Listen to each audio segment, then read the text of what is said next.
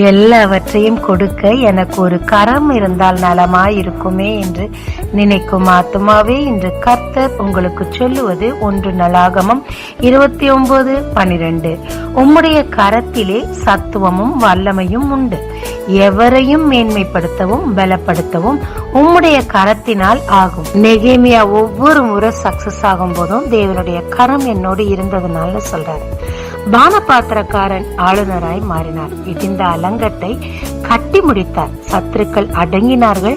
அவர் ஜனங்கள் அவர் பேச்சை கேட்டார்கள். கனமும் மகிமையும் செல்வம் எல்லாம் அவரை தேடி வந்தது. ஆமாங்க, ஒற்றை மனிதனாய் இருந்த போதிலும் தேவனுக்காக அவர் எடுத்த தீர்மானம் அவரை உயர்த்தது. நாமும் தேவனுக்கென்று தீர்மானம் எடுத்தால் தேவ கரம் நாம் செய்யும் ஒவ்வொன்றிலும் கூடவே இருக்கும்.